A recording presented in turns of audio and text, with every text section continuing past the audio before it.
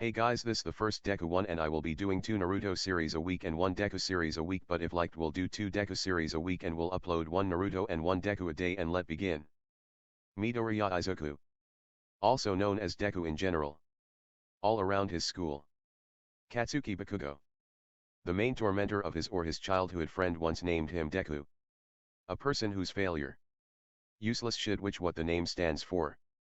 However, over time Izuku accepted that name along with meaning behind it, but still wants to pursue his lone dream of becoming a well-known hero one day. Even after he's diagnosed quirkless at the age of 4. His dream elevated his will and determination during hardships. That's his like. Torn between family and society. Both having different taste on how to treat him. Society despise the weak. Continuously pick on them, having all sorts of entertaining satisfactory of a quirkless being hurt. Izuku had told over a decade that it's all pointless. His dream is pointless.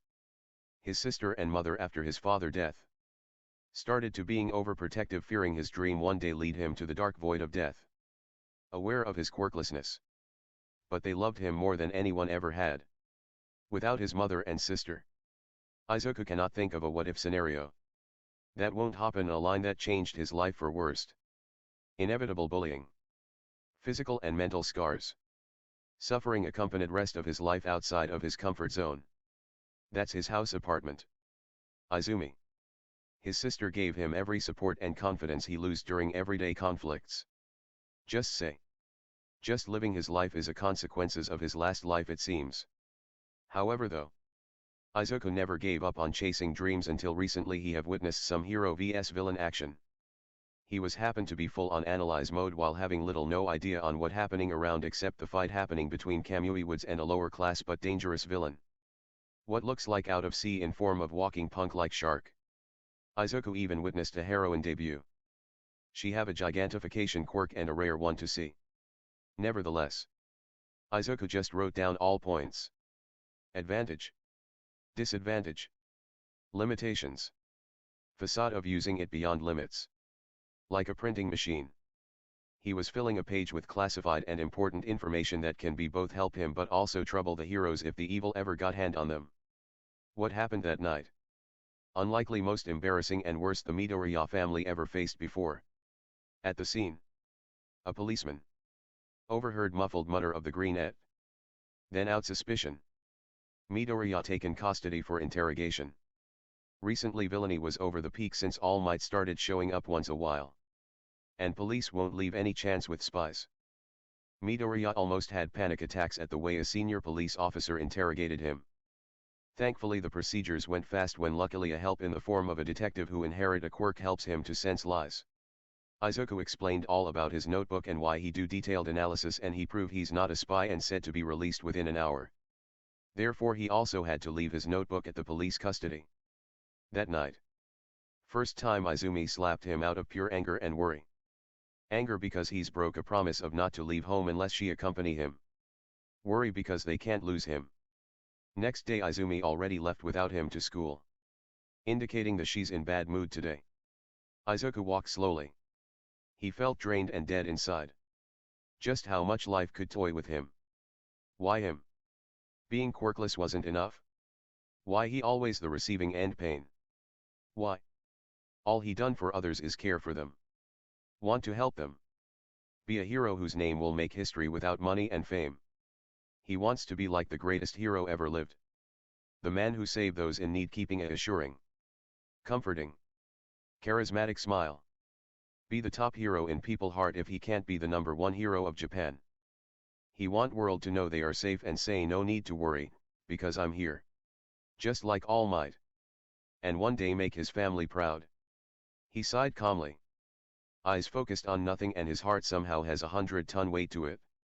And the fire in him extinguished. The fire of willpower. Determination and the it completely gone non-existent as he gave up on his dream first time in his life. Therefore he doesn't get to go to UA. The best hero academy in all of Japan. He craved to be on. Now. He a criminal. Right? A so-called spy? A criminal don't deserves to be a hero and who'll allow a criminal wandering around their students. Their reputation will be ruined if that happens. Right? Right? Cheer up. Izumi make a great asset for the heroes. Alright. Then I can analyze her strength and weaknesses and. Then what? He smiled the same way when he first time said he's quirkless. Blank teary eyes. Wide grin that didn't catch the eyes. Quick breathing. Runny nose. Overall a dead of any genuine emotions. Dead inside out. A walking shell of a no one known as, the pathetic deku. And all that left in that shell is a dying weak little soul. All it'll take a gust of mockery. And that poor soul will fade away. With all the good. Mostly bad memories and never to be seen again. Thinking realistically. Nobody won't know if he ever did exist or nobody won't give damn if a useless deku fades away. But if that happens. He has only one wish and that's to his family forget him and don't cry. As he was headed to his class still a bit earlier than most of his ex-peers. Walking through hallway. Deku saw many students keeping a distance away. Whispering probably about yesterday. Media were there to report the fight when police taken him under their custody. All the Japan may have heard of the little spy on the crime scene. Izumi's POV. I glared at the words imprinted on the textbook. But not reading anything. I was so concentrated fully on whispers and insults thrown at Izuku back. He not here yet. Wonder what taking him so long. You happened. A part of my mind voiced out my concerns and ended up realizing why he's running a bit later than usual. It's so unlikely of him. After I slapped him last night. I did remember he wasn't crying at all. Not even when I yelled at him to give up and forget it. Not even after I ripped off the All Might posters and threw away action figures and shredded all his hero analysis notebook. He never cried. He stood there spaced off. Looking at me blankly every time I got on his face shouting. I was lost in my rage. I never noticed him struggling to stand up. That emotionless eyes of a dead broken boy. Never lessened my anger. And I never looked back when I left him in his room alone. I just lost it. Forgetting that he never hated or yelled at me in my whole life whenever I did the unforgivable. No. He never hated. Instead. He gave a cute bright smile that always helped me forget all the worries and the assurance in his twinkling emerald eyes that keep me calm and made me believe I am the most valuable person ever walked on this planet Earth. The respect and love he gave me made me believe I am the #1 hero there is. As I was in my world of thought. Katsuki out of all people got closer. Arrogance in his aura as he did so. He proved it all at last. Huh. A sadistic amusement laced on his voice. He proved he's useless Deku after all. Sad he ruined your already shithole of a family reputation. He mocked having my full attention and he must have saw the anger in my eyes and lugged hard. Haha hey don't feel offended. Be happy that little nerd is finally fulfilled. Most part of his so-called dream. He's so famous now isn't it? Just like a nerd like that bitch deserve. Katsuki sneered earning thunderous laugh from his goons. I had enough of his bullshit. My palm harshly connected his cheeks before he even know what's coming. Class went silent. Pin drop silence. I didn't even realize my breathing quickened. Blood boiling and I saw red. Katsuki stood head tilted sideways. His grin still there but I can see a bit of surprise and shock in his red eyes. I then used my pyrokinesis concentrated with psychic abilities. Straight at Katsuki who dodged out of the way using his explosion and sent the said explosion my way. Taking a direct hit on my shoulders. I hissed at the burn but adrenaline was high that I ignored it and before Katsuki do further damage. I enveloped him with my psychic and throwed the damn bastard at the opposite end of the room knocking the wind out of the bastard. His goons however cowered away. And I'll give 'em that they do have brains to not mess around when I'm on the opposing side. And I got carried away paying attention to the two idiots. Katsuki the man never misses loopholes. Immediately propelled himself with his quirk. Came rocketing straight at me and punched my gut. Throwing me with the lethal impact. I clutched my gut groaning and I hit the wall so hard. And for a second I felt the wind supply knocked out of me. A bitch. Katsuki spat at my grounded form but today I ain't buying his crap. Using my psychic I lifted him up with purple aura surrounding him and threw him straight up to the ceiling and then to the floor and again. I ceased the attack exhausted doing the psychic quirk too much. Sadly. My psychic quirk isn't easy to master unlike the pyrokinesis. and I can't rely too much on psychic more than few minutes. Getting up, I delivered a powerful kick to his side, taking advantage his dazed state. And hopefully I have the fight ended. I panted heavily, slightly wincing each time I breathed due to the after effects of the blow in gut. K2C is sure a force not be reckoned with. Much to I hate to admit. He sure can beat me and I can beat him. Depends on situations and chances. If we were at an open place, he may have the upper hand because he can use his quirk to fly around so quick. But the classroom now gave me the advantage and I can throw him around the walls, and that's exactly what I did. He growled in a fruitless effort to hide the pain, while clutching his side. His goons helped him up, much to his embarrassment. He was supposed to act tough, and the extras helping him up may leave a negative affect on him and he think they are underestimating his power. Ripping himself out of the extra hands, pointing at me angrily. It's not over. Don't you think s-? Shut up. Katsuki. Take your fucking beat ass back your seat before sensei barge in and suspend both of us. I snapped back, taking my seat. Are you fucking underestimating me, bitch? He shouted, and I snickered when I noted the familiarity between him and an angry Pomeranian. What's so funny? He frowned, giving death glares, and I shook my head as nothing. While we were at it, the door opened with a bang, attracting our attention. I then saw Izuku. As he closed door behind to walk to his usual seat, I felt something off about him. He was calm. Like really, really calm. As if of a dead body. His eyes weren't fixed on anything but straight. Not looking away when eye contacting any of us like he usually do when feel nervous by others. His skin was pale with dark circles under his eyes. A look of nothingness on his face, repelling any emotions, and it's safe to say he actually resembles a corpse walking. He made a beeline to his desk, not even look bothered by Katsuki on the way. Then he did something surprising. Izuku walked straight, bumping on Katsuki's shoulder as he did so. And Izuku don't even look slightly concerned or apologized, not even looked intimidated by Katsuki's fuming rage. Katsuki's eye twitched and a pulsating vein appeared on his temple. I can hear his grinding teeth and see his jaw clenching. Then Katsuki reached and violently took a handful of Izuku's collar and turning him to face him. Oi, how dare you, little fuck. Katsuki fumed and stretched his balled fist backwards for swing, then he stopped. Deku just stood there facing Katsuki blankly in the eyes. I was shocked to say the least. But never in my life I saw Izuku hold his ground and careless of the aftermath. What? Do it? Hurt me already? Izuku's silent but hollow tone sent shivers down my spine. Well, that's weird. Izuku is capable of being creepy. Or my brain playing tricks on me. Izuku asking for beaten up instead of begging for mercy? I sure. Katsuki felt the weird tone and pushed Izuku with a huff of irritation. Worthless prick. He said, taking his seat, and Izuku did the same. His seat is the left of mine, and the whole process he never paid much attention on the others, including me. I saw him just dropping the bag with no ease and sat down, hands rested on table and chin on his hands.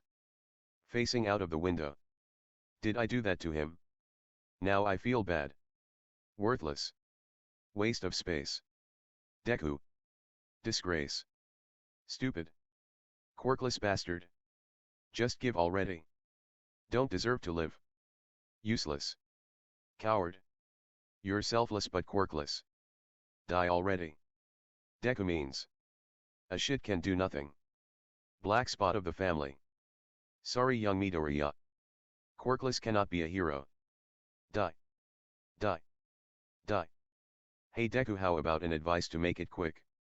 Pray that you get a quirk in your next life and take swan dive off the roof. Swan dive. Advice? Good advice? Yeah. Izuku thought, looking away at the distance off the school compound, taking in calm picture of far away mountains, which helps him thinking freely. With the distant look on his face, Izuku looked his sister, who calling him for few minutes to inform it's time to go home. Hey. Took you long enough to notice me? She pouted playfully, hoping to cheer up his mood, but no avail. Izumi sighed at his expressionless face before dragging a chair to sit facing him. Okay, I admit yesterday I got carried away. But you have to know how me and Mom felt hearing all the stuff happening to you. Is it too much to we worrying about your well-being? I ask for you to give up B-. I know. He blankly replied, standing up and packing stuff. Good luck in UA. And be a good hero for me, will ya, he added. Not pushing her with any unnecessary arguments. Normally he wouldn't keep quiet without a long speech of how heroes are made and stuff in order for him to convince her. Now he's giving up? She doesn't know how to feel about it. All these years Izuku never gave up on his dream, and now he's taking her advice is both making her happy and sad. Happy that he never get heard of hero work. Sad the way he sounds. Without a dream to catch up. Izuku is now completely a shell in his human form. Just a cold, emotionless, dead shell. Izuku. I need a book. I'll be at library. I know you know way back home since this morning you were on your own headed here. I'll be late. Izuku sounded more like a machine as he walked out of the classroom, followed by a worried-looking Izumi. She know he needs time but can't help it. Will you be alright on your own? She asked, concerned. I survived tormentors a decade full. Sure, survived today, he replied, and left her watching his back. Izumi was already home. Doing chores Inko instructed to do while she thought of Izuku. She gathered up some good news. Maybe Izuku snapped out of his trance of internal demons, and in hopes she worked. Wait. Her enrolling at U.A. How come a good news for him when we rejected his dreams? Wouldn't I'll be gloating if that's case? She thought, and helped Inko with dinner. Cuts eaten. Yes, that may cheer him up. Hopefully at least his demeanor would lighten up. Ami. Check the time for me. Izu. Taking so long. Inko concerned. Haha. You know Brainiac and books. Works like magnets. Mom. It happened before. Izuki hid her own fear but keep her cool in order to calm her mother down. Yes. You were with him back then. Though. Mom. He's matured now. Inko smiled at that reply. But still. Safety comes first, right? Knowing Izuku. He may do hero stuff again. How wrong she was. Izumi the one who saw how he's dealing with this new change of life. Izumi sighed. Mom. He indirectly said he needs time to cope up. Some books can help him free his mind. Watching him at class wasn't easy. Though. As if he changed in worst way possible. We can't blame him after all that happened. Izumi said, going back at the hall where the clock is and saw it's 30 minutes before dinner. Means 3 hours since class ended. Wait. The library closed 1 hour ago. She muttered, looking at the clock. The submerged worries resurfacing. A weird feeling tell her something is wrong. He's late. Really late. So? Inko asked, coming out of the kitchen. He's late. Izumi admitted, and Inko nodded. Clasping her hands together on her chest. Did you called him? Phones have to be silent a library? So I didn't try calling. Izumi said, pulling out her phone hurriedly. While searching his name. Her finger fumbled, indicating the overwhelming anxiety or a simple act of rush. As she pressed the call icon. She heard the ringing. Few more rings later she heard a click at the other end. Izuku. Izuku. Where are you? She shouted, but no answer except for a heavy sigh. Hello. Ma'am. Are you this green-haired boy relative? Came an adult heavy male voice, and he sounded hesitant and nervous. Izumi eye widened at a stranger voice. Who's this? Yes. Izuku is my little brother. Why do you have his phone? Izumi panicked, even if she was keeping her voice loud. Ami. What happened? Inko was no visibly shaking in fear and was about to snatch the phone. The stranger started. I'm calling you from Hosu Private Hospital. Izumi heart sunk what she heard next. Izuku. There was an accident. A car. She dropped her phone and fell on her knees. Tears poured, and then she cried louder, and Inko eyes widened. Tears falling. She quickly picked up the phone and heard the most heartbreaking words she ever heard. Passed away. The landscape were normal. Except for it continuously changing. Terrain changed in different climate. Time. View and touch. If that's a confirmation. There's few theories. 1. It's how afterlife works, or the second. It's all a worse dream and he'll wake up to the world where torment continues. He'll gladly choose the first one. Afterlife. No suffering. Just peace and love. No bullies and the fairies in distance, wow. Perfection. Finally a place he can sleep in peace without any worries in the war heaven and nobody there to disturb him. A land full of little fairies with him listening to their beautiful sweet hum as they fly here and there. In truth Izuku never was asleep the moment he got here. Like he was always here dreaming of his life back in the hellhole known as Earth. He then snapped open his eyes at the idea of dreaming and living on Earth again. As he looked straight in the blue and lavender sky he saw something shiny descending the sky elegantly towards him. Izuku abruptly sat up as the being descends further to come face to face with him. And what he saw made him chuckle at the adorable little, him. Yeah. This little fairy is a miniature version of him but adorably round and has small leaves replicating clothes and yellow antenna on its head. The fairy is as big as his palm and started to wonder if they look alikes or really the same person. Hiya. Big me, it chirped happily giving small wave.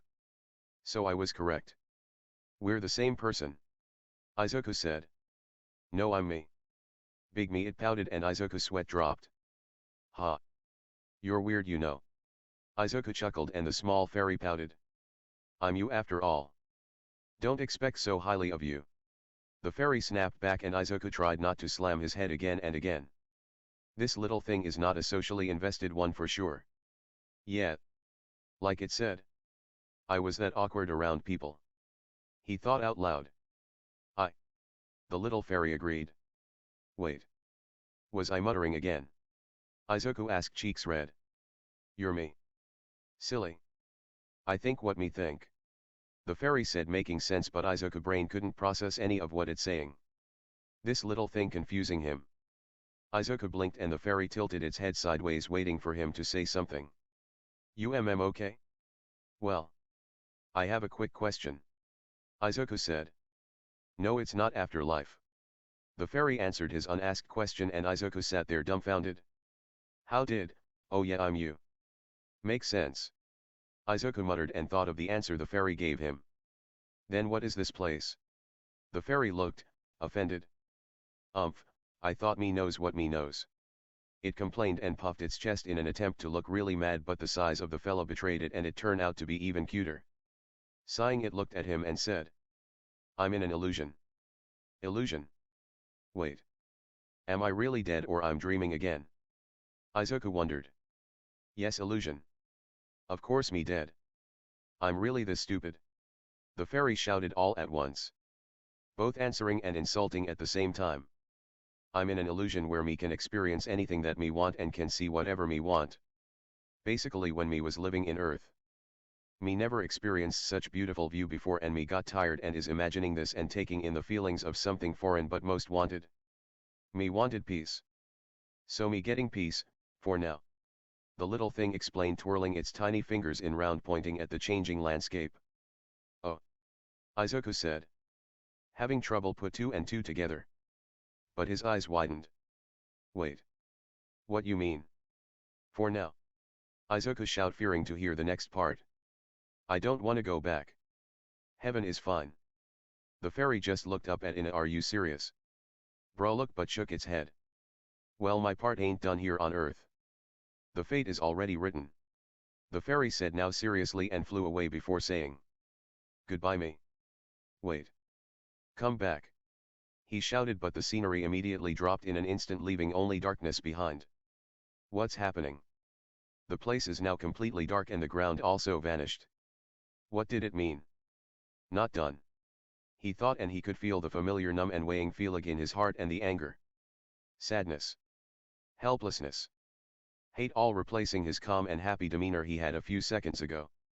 Now he's feeling the same way before a car ran over him. Lost inside. Izuku was speechless. Well, is that how being happy feels like? It felt good. Sure. It did. Izuku stiffened when a booming yet calm voice echoed the dark nothingness. Hello? Who are you? Mister? Izuku called out but heard nothing except for a heavy sigh. 103 years. Finally. Someone I could open up my thoughts to. Fear not, young man. Just turn around. The man said. Izuku complied, and when he turned around the terrain light up to a light purple color, revealing a fiery orange orb spinning slightly, and there stood a man wearing tuxedo. He has ash-gray hair and thick facial. And due to his old age, the man has wrinkles and his green eyes are nothing but weird. His eyes are bloodshot and dull but relaxed nonetheless.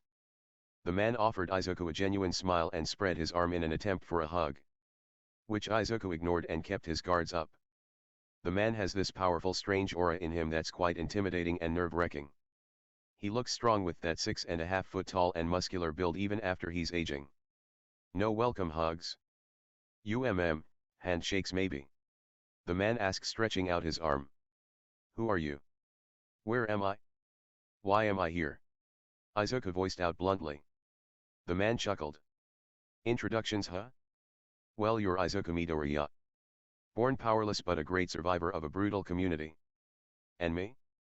You see, I've lived so long and things changed quick, that my personal information are long lost with countless memories. It's nice to meet you, young man. The old man still have his arms stretched. Izuku raised an eyebrow at that. How does he know me? Not in detail but still. Izuku thought and hesitantly reached for a handshake. When they clasped each other's hands and for a second Izuku felt like the time stopping. Confused. He saw the old man has frown on his face and before Midoriya could react, the space around them started to flicker with billions or trillions of images flashing. Izuku's eyes widened at the sight. Images. So many images. Each image is that pictured Izuku Midoriya life from the start to end and now reliving those many faces he forgot. Those who closest to him. Lost friends. Pain. Happiness and dreams that he left behind. Trillion images flashed in few seconds that felt like an eon as the man broke their handshake. Izuku could only do one thing. And that is to stand there unable to move. His thought to be lost heart beat harder and lungs take in large amount of air and ears hearings things again and to be honest, he prefer hell over his lost life if he's said to live it again. What was that? Izuku croaked. Centuries of living. I heard people saying, when an individual takes his last few breaths, they relieve their life till they dies. However, half of the claims are false. The man explained. Oh, that means I'm technically dead, huh? Izuku wondered. Still half false, the man said, smiling at Izuku, who raised a brow again. What do you mean? Watching your memories. I sure to say your mortal body perished but your soul is tough. The man said. Isn't that how it works? True. But a normal individual who perished either go to hell or heaven, and in billions of those, there are one always said to be refused to leave a mortal realm and wander around the fantasy realm. Fantasy realm? Izuku asked to himself, thinking back at the place he was few minutes ago. All those illusions and stuff? Ah. I see you already found your answer. And yet, you're one of the souls who are tough and want to achieve something dearly. Am I correct? That you want to be a hero? The man questioned. What it matters anymore? When I was alive, I couldn't do anything other than tell myself how pathetic and weak I am. That I can't be a hero even I dearly put effort into. Why it matters now? I'm dead now. Izuku aggressively replied. The emotions he held back now exploding, filling him with hate and anger. Negative thoughts, huh? The man muttered. If people hates your good side, then why be a happy lil cinnamon roll? Now nobody is here either way. What if that dreams can become true? That snapped Izuku out of his thoughts. What? He cautiously asked. You can be hero. A very powerful hero. The man repeated, taking Izuku off guard. How? The thing is, I'm a deal maker. Fulfill an individual seem to impossible wishes under various conditions and in return they do me favors. The man started. Eternal life ain't pleasant but I've done enough works to lessen the curse. I'm out of time, the man added, making Izuku wait. Is that even a thing? And what are you getting at? Is that you will be my one of the last interaction before I've welcomed back to heaven? The man answered. And it's possible to be achieve your dead dreams and become a hero. A rider. You Izuku Midoriya can be a hero. The spirit of vengeance. The ghost rider. The collector of the soul of the sinners.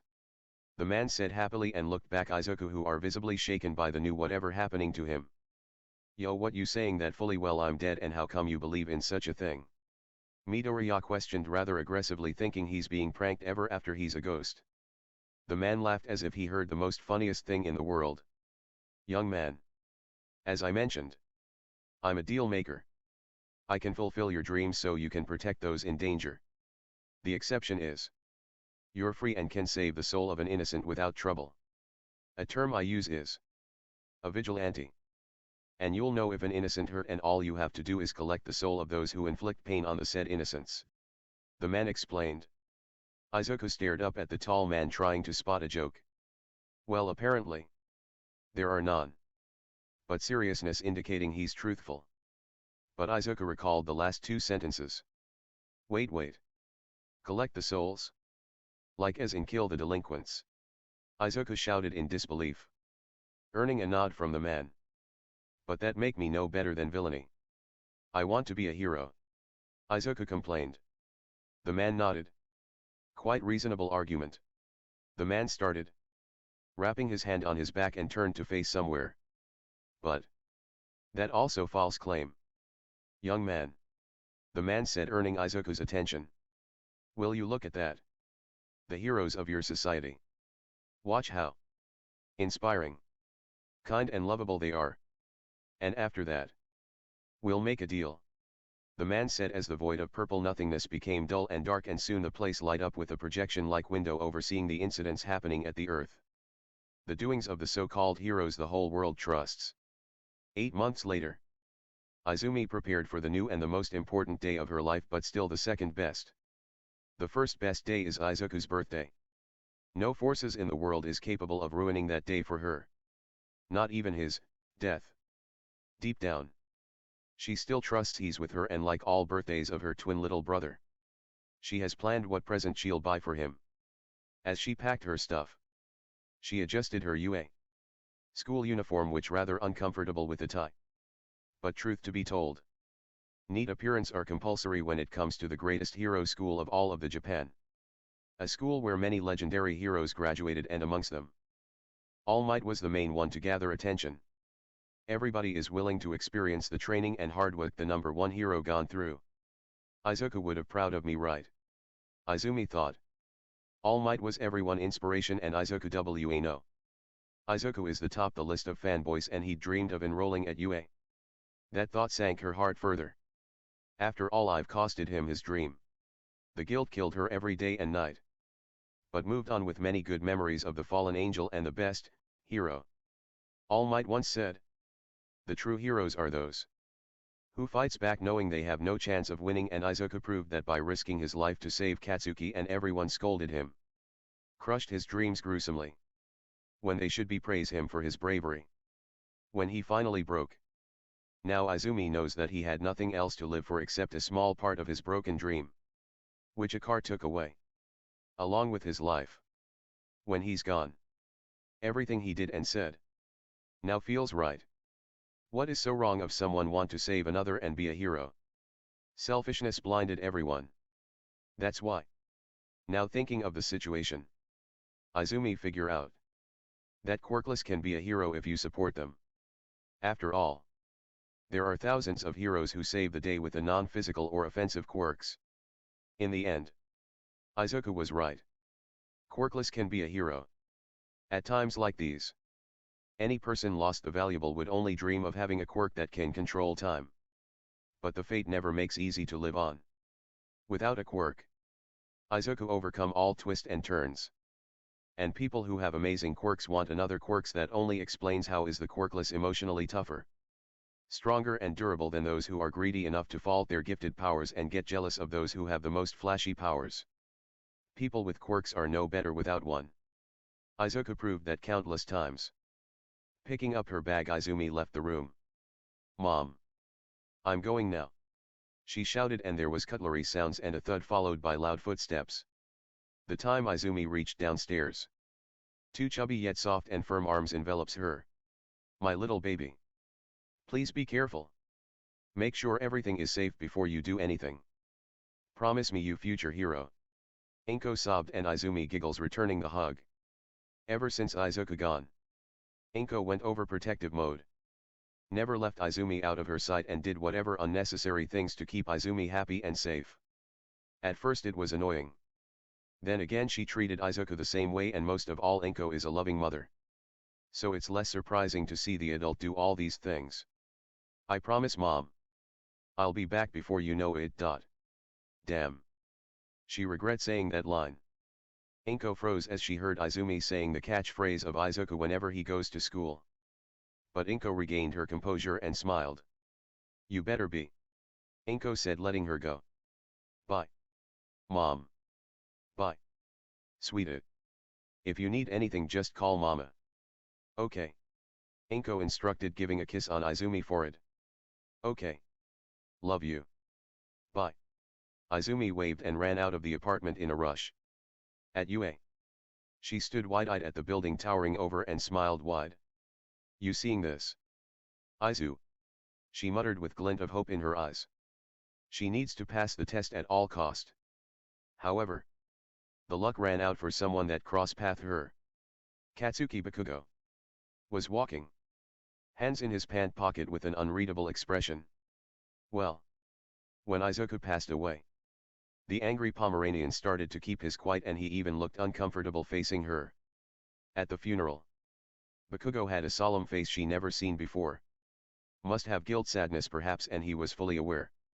Whoever was allowed to mourn, he is the only one that should not be allowed. Deku was a foe. A rival for the blonde, but when the challenge comes with such a foe dies out, he has nothing else to focus other than being a hero. Sadly, he didn't wanted a path that lacks challenges and Deku determination and the fire of his dream. Katsuki Bakugo is somewhat lost and didn't have a single clue on what to do anymore. As he was walking forward, he felt a familiar presence behind him. Halting his calm walk. Izumi, he said, turning around to face the greenette. And for a split second, he imagined her as someone important, who know more because of him. Izumi coldly smiled, sending shivers down to his spine. Hey. Kikin. She sneered, fully knowing what that can do to the blonde. Katsuki's eyes shot wide open and his entire posture started to tremble. Izuku was the one who gave him that name, and nobody, even Izumi, never had bothered calling such a silly nickname.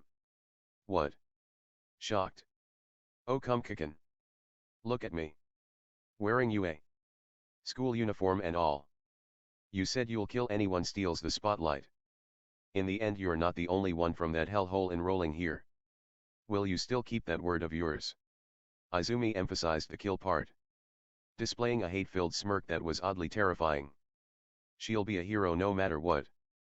But she'll make sure to add finishing touches as she ever have to face this asshole again. That'll every day then. Katsuki did not dare to speak. His mouth was dry and no sound is coming out but some hot air. Will you stand there or do it? I've heard the great Bakugo is a man of his words. What happened? You lost. She mocked, and the rest of the students stopped to see what's going on. Oh, I know. Anger booster. Izumi said, grabbing him by the collar while the people gathered around has a puzzled looks and some whispered to one another.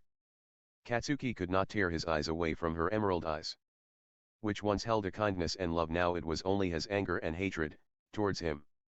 Kill me or not, she whispered, audible enough for Katsuki to hear. I'm. He tried to apologize, only for pushed back by an enraged Izumi. Apologize and I'll have you dead within 2 minutes. She spat and gave others a threatening look. All students got the warning and minded their own business. Pathetic. She said mainly to Katsuki and walked towards the school entrance. Out nowhere, something smaller than her came crashing onto her, causing the small figure to recoil in embarrassment. Oh. I'm so sorry. I didn't mean to. Please forgive me.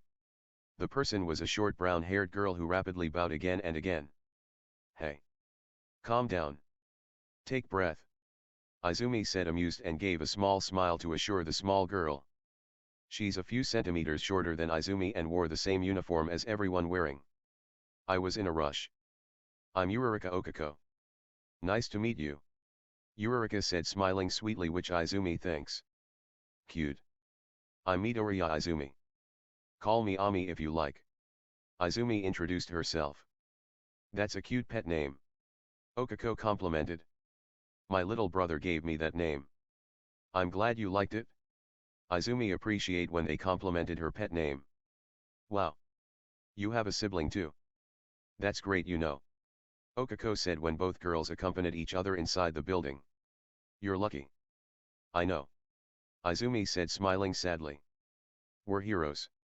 Our past is our burden. When we save people, hide that burden with a smile. She remembered when Izuku said that when she demanded an answer to the few bruises she saw on his arm when they were 8 years old. Few minutes later, 8 months in the mortal realm. But, they are heroes. They shouldn't do this. Izuku shouted. Izuku witnessed possibly the disgusting deeds done by no villains, vigilantes, smugglers, even no. He saw heroes in action. But most unlikely way a true hero should act. He saw police and the local heroes involved and supporting villains and in their fight.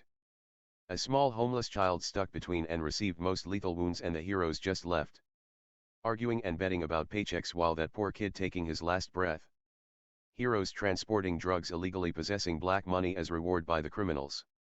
Children tormented and few helpless souls stuck as test subjects, and the agencies that aware of it neutralizes those who are in their way and to cover up the scene. There stood well-paid heroes not even bothering to consider the innocent lives over some filthy money. And there are children's doing errands unwillingly for some thugs. Innocent women, either adult or not, are victims of rape, abuse, and some even living under fear of their masters, and Izuku don't want to know what they do with those little girls. Not so out of ordinary. Still bullying, suicide baiting the helpless quirkless people, and the heroes patrolling the area didn't paid attention to the pleas for help, and all they did was collect their paychecks half an hour earlier than they usually get to their agencies. There are thousands of pictures flashing in front of him. That made him question the humanity. He knows what the real pain is.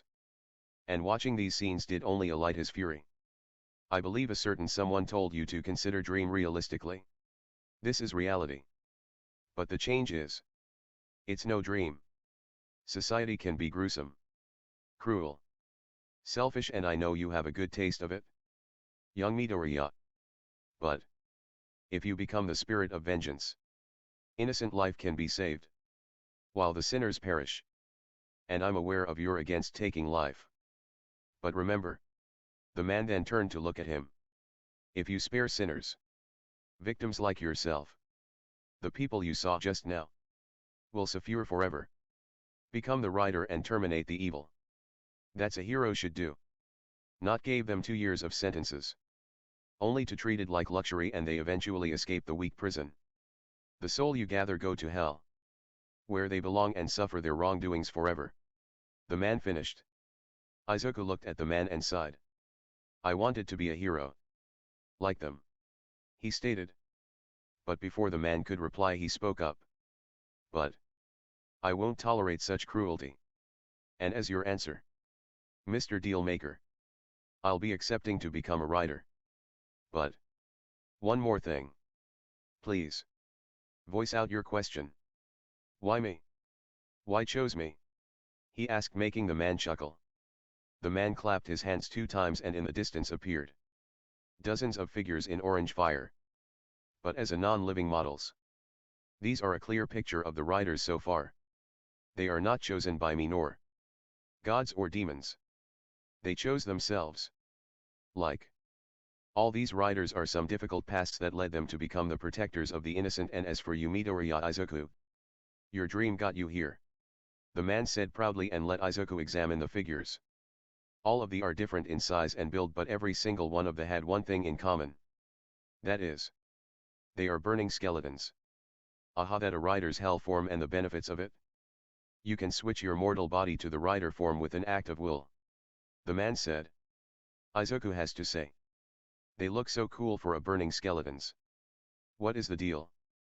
I've explained the true goals of rider, and I'll have your soul as a confirmation. Izuku blinked. Soul? Don't worry. Your soul will be in the place it deserves, and you can do anything you want like when you were alive. And your duty matters too. The world needs a hero. Are you ready to make the deal? Izuku sighed. Well, what's worse could happen to me? I say. Deal. Both then shook each other's hands. I must warn you. That your first transformation would be painful. But after that you'll become the strongest. The man said. It's easier said than done. Izuku wasn't ready for the pain that yet to come. Rise, young hero with power of hellfire. The man shouted.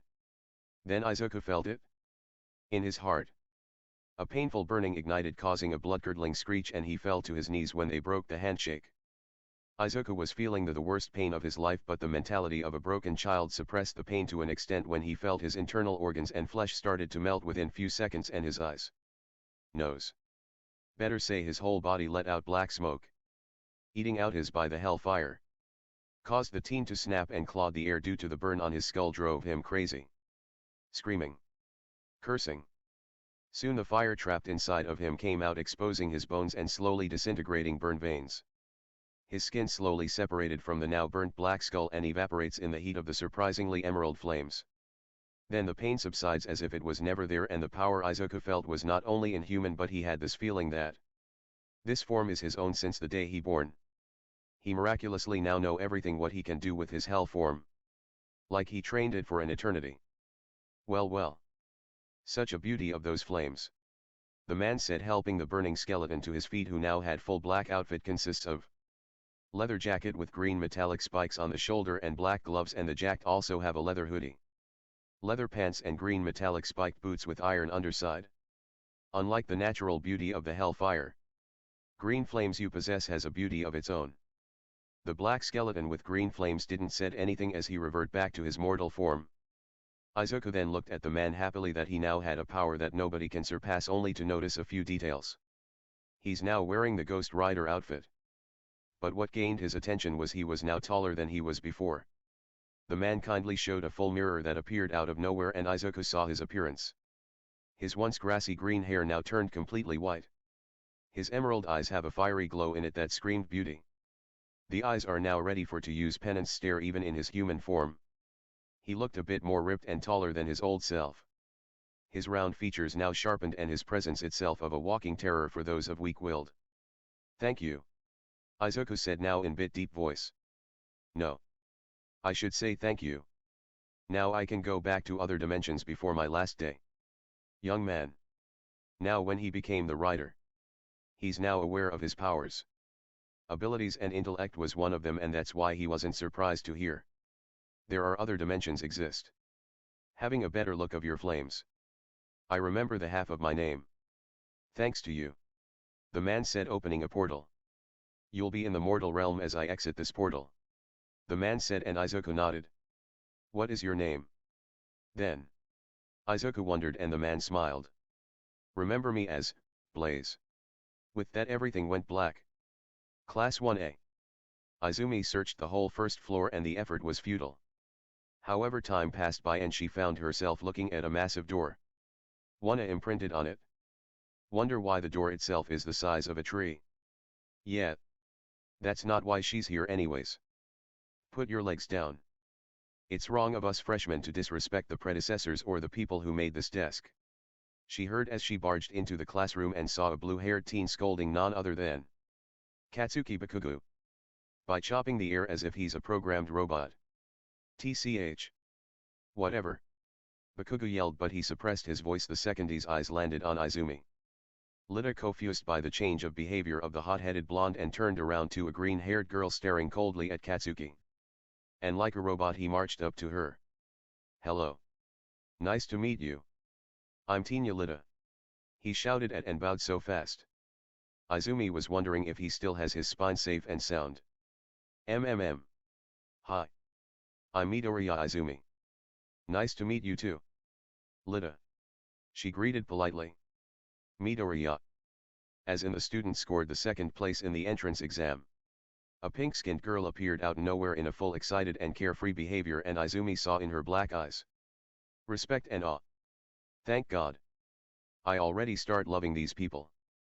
Unlike those losers back in the middle school, Izumi thought, blushed at the attention she's having. That's me. Thank you. I'm Mina Ashido. Call me Mina. The pink-haired and skinned girl introduced so happily. And you guys can call me Ami. Izumi said, and one by one everyone introduced themselves. Which Izumi find great. At least they are in good terms. Hey Ami. Do you know Bakugo? He started acting weird since you're here. Kirishima wondered. Izumi then not Bakugo looking at blankly but huffed and turned away when she looked at him. Ah. Don't worry about that loser. He's this way since childhood. Izumi shrugged off and others widened their eyes. I was expecting Bakubro go total berserk on you. Calling him that. Kirishima said exchanging looks between them. Yeah. That dude was all over the place the moment he stepped into the classroom. Mineta said. Also eyeing Izumi breast shamelessly. Hey.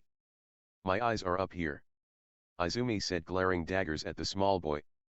I wasn't looking at your eyes. Mineta said in a much pervy way having slapped across the face by Azui tongue. You're scumbag you know. Siro chuckled at Mineta who was dealing with his swollen cheek. Yeah. So unmanly. Kirishima commented. Don't worry about him. Just let Azui know if he creep up on you. Mina said and Izumi nodded chuckling. Sure. Boys watching her out ain't new. So she didn't mind. Ami. Izumi heard a familiar girlish shriek and came Yuriko with blonde-haired boy from the back door. Okaka was happy. They both managed to have a seat on the hero course. Hey. Been a while. Izumi said hugging the brown-haired girl. You mean half a week? Okako joked and both girls laughed. Hey. I've missed my friend. Izumi countered and others surrounding them felt left out. You two childhood friends too? Kuro. Azui asked. We were together at entrance exam. Ami. Really is inspiring and at some point.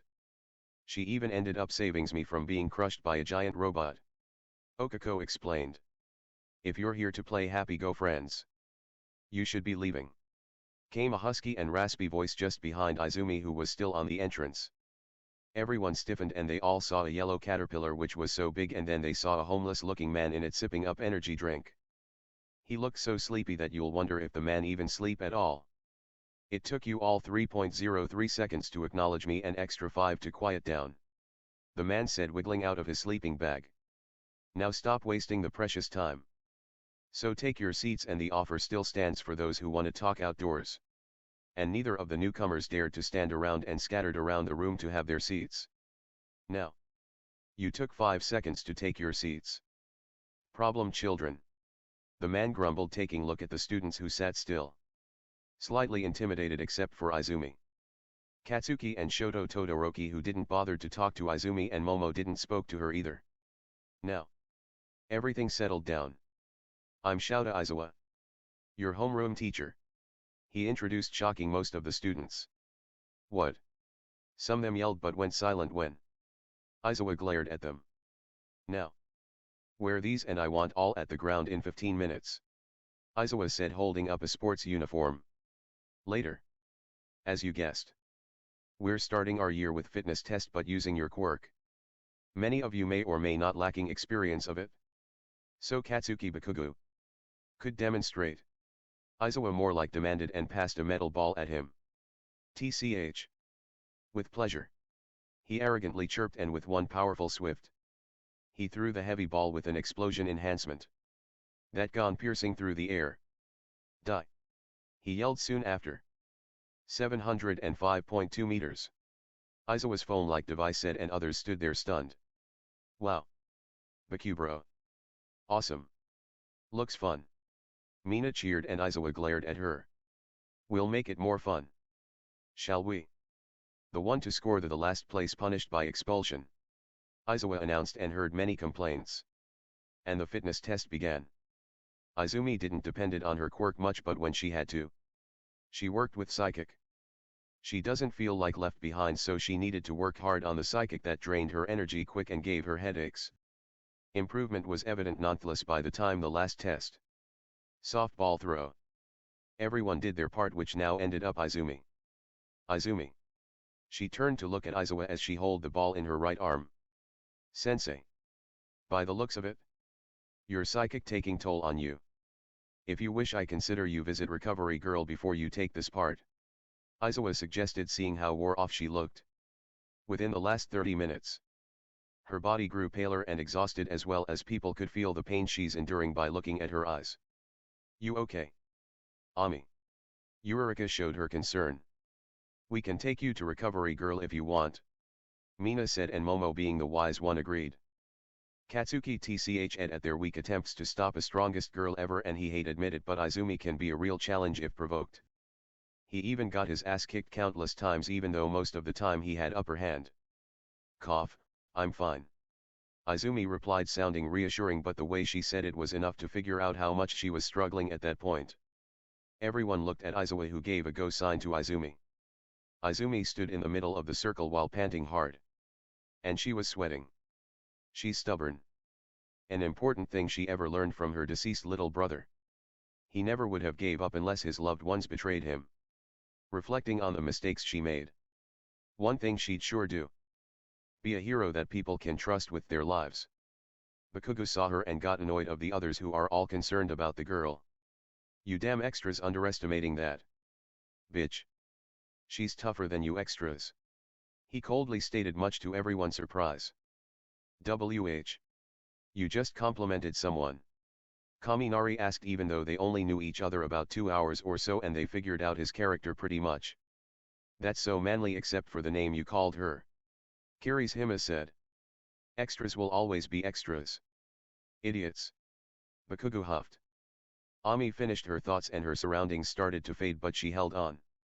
She used her psychic at its best and made a barrel-like structure around the metal ball with purple aura. As making it look like a mini cannon. And now the hard part. Using her flames at the palm that psychic barrel and with the psychic she closed the opening of the barrel and slowly build up pressure inside the small cannon as best as she could with her fire quirk. Everyone was confused as she was doing so but Katsuki, Todoroki and Momo knew what she's trying to do. They do have enough knowledge of 1,000 possible use of heat. But sadly Izumi went a bit overboard as her hands started to burn but she held on again. With enough heat pressure build. The psychic lid on the entrance vanished. Beboom. With loud boom. The metal ball got launched at a speed that Ami got thrown backwards cause of the recoil. The ball ripped apart the wind as it disappeared into the blue sky. The class wasn't expecting the explosion that was as big as Bakugo's strongest one. The benefit of her super hot fire quirk known as burn. When the smoke cleared, Izumi was on her knees with a red burnt right hand. Her breathing was troubled and strained as she was looking paler and sweating. She was shaking like a leaf as Izawa sighed. Just don't push too hard next time unless you have trained to withstand the drawbacks. All right. He said in his usual bored tone. Izumi simply nodded unable to speak as Eureka helped her up. What's her score? Sensei. Okako asked and Izumi supported her weight on Okako. Let's see. 2,785 meters. He said a bit surprised as well. Everyone was surprised and even Izumi were surprised. Who? You did great. Okako cheered and others think the same. That went really far. Huh. Baku bro. She beat you easily. Kirishima said chuckling. Shut up shitty hair. He yelled back. Go check the board. Your scores are updated already. Izawa instructed. Izumi was at second. Momo first. Bakugo fourth. Todoroki third and Okako was at eighth palsy. Hagakure and Aoyama got tie on the last place. Oh. The expulsion was a joke. Nobody is expelled. Izawa announced with weird grin and everybody stood there dumbfounded. But then. Beboom. Unlike the previous blast of Izumi. This time the tremors and sound of it was extreme that you will end up die in a heart attack. The buildings shook slightly and the windows rattled and broken and the UA. Not an exception. The H-like building being constructed with high expectations. That only few widows was able to destroyed by the shockwave that happened high up that all students and Izawa didn't felt it almost but they sure fell down. Whatever that was. Like a mini earthquake or mini nuclear bomb blast. What's happening? Almost half of them cried in unison. Don't worry. Stay low. Everyone. Izawa instructed and within few minutes. All the teachers and students ran out of the building in order to stay safe. When earthquake struck. Better is to stay outdoors and there is a good chance of survival that way. Izawa. You guys alright? Nemuri asked concerned. Izawa nodded and he saw few students looking at something that was scaring them by the looks of their faces, and Izawa turned to look at a far distance. The clouds were gathered like a vortex formation with green lighting as well as a green light beam-like pillar in the middle of the vortex that reached all the way to the ground. Which possibly the reason for the earthquake. Soon everyone was aware of the not-so-normal occurrence happening at the furthest part of the city, which was abandoned since a villain attack long ago. That was single thing to confirm the casualties may be low unless the earthquake itself is vicious enough to be fatal. As a pro-hero, Izawa quickly cut off the negative thoughts. Students panicked bickering random things and Izumi slowly lost her consciousness due to exhaustion. Ami. Ami. Are you alright? Okako cried, attracting everyone's attention, and Izawa was at their side in a second. He checked her and sigged. Exhaustion. I'll take her to recovery girl. Izawa said, taking her to RG, who was with some students. Few minutes earlier at a warehouse. Name, Hansekai, Wildlander. Quirk, transform. Allows him to change behavior. Strength. Form that of a certain animal with a memorizing its appearance. But cannot combine the different forms at once. A former spy at the hero base and worked under the command of a low-class businessman. Currently. A mercenary. A man wearing gray and black read the information on their target. You lied, assholes. Hansekai himself screamed, but his current situation wasn't pleasant. He was on the ground paralyzed thanks to one of their quirk. He was lured in by the lie of a contract and got ambushed. SHHH. Calm down, Mr. Wildlander. We do have a business with you. You see. You can be a great asset to a certain people and possibly a benefit, you ask me. Either way. A birdie peeped. Your life plans. Sad though you chose to retire. One of the group members said, possibly the person who leads others. You do have some work with them. Whether you live or die. I knew that bitch ain't trustworthy. I did ended her thanks to her stupid acting. If you release me I will go easy on you. Han spat threateningly. The group of thugs laughed and looked at a small boy with fluffy black hair and bruised body. The small boy was only wearing a worn-out short and a leather collar on his neck which pretty much looks tight. The boy was curled up next to big muscular man and started to cry. Han was confused as to why they laughing at that kid and the boy himself was crying. Being a mercenary. He got the clue and sneer at the group. You shitheads used his mother. He screamed violently but was still unable to move and others laughed again. Listening to this. Man. Little guy. Your mama is gone. The man mocked the poor 5-year-old. The boy started to sob but looked scared and sad at the same time. Han was disgusted by the creeps. Even though he's a killer. He never harmed children, and seeing the muscular man kicking the little kid made him so angrier, but before he yelled at them something hard connected with his head. Enough to kill him. Deliver the body. And stay out of the highway. Have eliminated those to find out. The man ordered his goons, who nodded and stored the body in a black van and drove off. With the man. He heard the soft whimpers and chuckled, looking at the small boy, who was mourning but also crying due to the pain of that kick. The child cried helplessly and knew he can do nothing except to take in the reality. Why? He subconsciously cried out but immediately covered his mouth. He broke another rule that day, not to speak unless he was told, or do not question his master. Being so weak. The child over time learned how not to break any of the rules he mentally prepared and was aware of the punishment follows. 5 times whipped or live 2 days without food.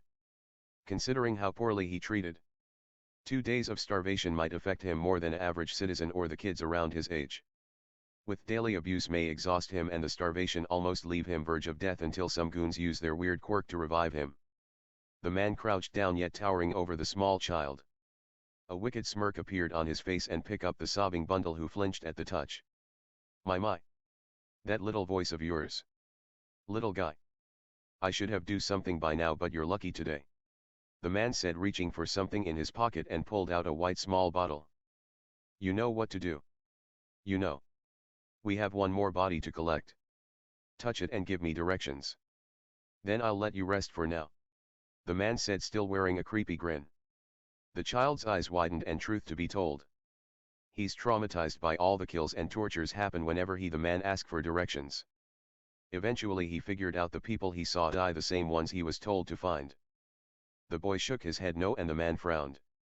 You prefer the silly drawbacks of your quirk or the punishment? I say the first option. Now what you choose? The man threateningly asks, scaring the boy, who looks away nodding defeated. Good boy. That quirk of yours is magnificent, you know. Finding my targets are easy thanks to you. The man purred, burying his face on the kid's neck, and breathed in the smell of sweat, dried blood and filth. The boy did hate this part the most. A grown-up shouldn't be doing this. Any of this. Be-ba-ba-ba-ba-ba-dum. A loud and powerful explosion happened few blocks away, sending tremors along with the shockwave that turned everything near it in nothing but black crumbles, and half of the warehouse and the few abandoned buildings surrounded the blast was now just debris, and that's it. The group was also knocked down except for the boy and the man and the muscular man. What the fuck was that? The man yelled due to the whole ruckus, and the kid was frozen on the ground since the man let go off of him. Boss, look. The muscular man pointed at the green fire pillar coming from the skies, or the opposite. They were not that far and could see the fire pillar perfectly due to the houses blocked the path now is non-existence.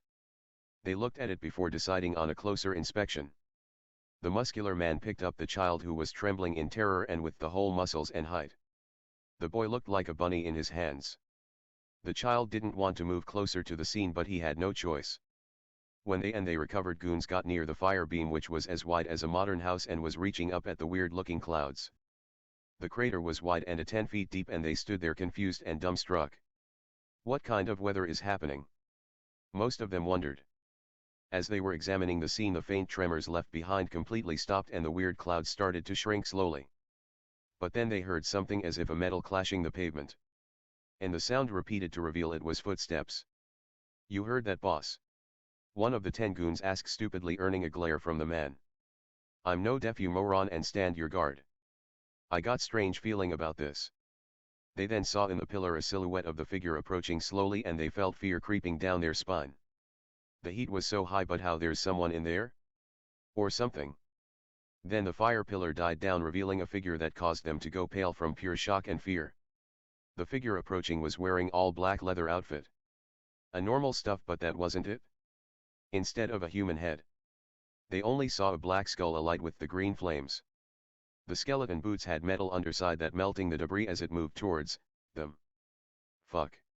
The man muttered, unsure on what to do. With how dangerously was it getting closer? A goon with offensive quirk charged at the skeleton. The skeleton then sent a chain out of its hand and swinged at the goon, and when the chain just went through the man like a hot knife slicing butter, and the goon instantly turned into ashes. Within a mere second, that is. Everyone stood there frozen to see one of the powerful goon taken down easily, and the skeleton did not bothered by it and swung the fiery chain in one swift motion and killed 6 of the heavy hitters on the group, and was left was 2 goons. The muscular man, the kid, and the boss. The skeleton motioned his other arm towards the muscular man, and they saw many chains breaking out of the ground, wrapping him up tightly, and one chain had the child safely on the ground. The big man thrashed and toughened up his muscles in attempt to break the chains, but no avail, and was screaming in agony as the chains melting his flesh. This left the others shocked. The dude breaking through thick walls, smash rubble, and picked up heavy objects. Now can't even break some chain? How? One of the 2 goons picked up a rock and activated his quirk that can control small objects he touches like an RC plane. The rock had sharp edges with some rusty nails, and threw it at the skeleton and controlled its movements. The rock speeding up to Ghost Rider in zigzag pattern. Mainly to confuse the foe, but it wasn't working. The goon was scared and sent the spinning rock straight at a human's weak spot. The head, and it did make contact, shattering something. And that something wasn't definitely the skull. The rock shattered and was melted away in an instant. The Ghost Rider wasn't even bothered by such a weak attempt. The other goon with shock-absorbing barrier created one around all of them except for Ghost Rider, and they breathed a sigh of relief, but not the muscular man, who was halfway got his flesh melted. We're safe. The goon breathed and knew the barrier could withstand a powerful blow, instantly hurt the attacker with their own strength, and the boss and the other goon had a relief in this past hellish minutes. The boy was trembling and was crying and wasn't looking at the burning skeleton this whole time but the ground. But he knew the attacker was strong and somewhat good. Because how the chains of the savior gently pry him out of the muscle man grip. The adults then looked at Ghost Rider, who was just outside of the barrier, and creepily tilted its head sideways and looked straight at the goon with barrier, and before they knew it another set of fiery chain erupted out of the ground and wrapped him and turning him it know nothing but ashes. The barrier dropped and exposed them to Ghost Rider, who was now looking at the boy, who was trembling. The boy had finally his eyes on the skeleton and didn't know what to do. Ghost Rider looked at the child and to the streets. All of them was confused of what the skeleton was doing except for the child, who got the hint. The child was experiencing enough trauma and fear, then he figured out his mother is gone. Compared to that, seeing a burning skeleton was less shocking for the poor boy, who quickly darted away forgetting his pain. Now he's free and his gut saying that, "Hey! You come back here." The man intent to shout, but his voice never met the expectations. In an instant Ghost Rider got a hold the remaining goon throat and opened its mouth, shooting molten hellfire lava onto the goon, incinerating him. The muscular man then screamed one last time before the chains increased the temperature and melting the body completely, leaving just charred flesh, blood and crushed skeleton before the chains vanished. Now the only remaining one was the boss with Monster of the Hell. The man was sweating and shaking. Is this the end? The man wants to live again, but how? Slowly activating his shockwave quirk and blasted at Ghost Rider with all the might he can muster, and thankfully the shockwave hit the target with an explosion and kicking up the dust. The man felt like living again when the dust rested down, revealing a fully fine Ghost Rider who did the creepy tilt of head and was looking at him even though the thing has no eyes. Then in an instant Ghost Rider was in front of him after coming up full speed, twisting and turning its body with inhuman reflexes. The gloved bony hand grabbed the man's throat in a vice and then looked at him up and down as if looking down on him. What are dash the man was cut of as Ghost Rider covered his mouth and then looked in his eye. Into his soul. That's the end. See you next time.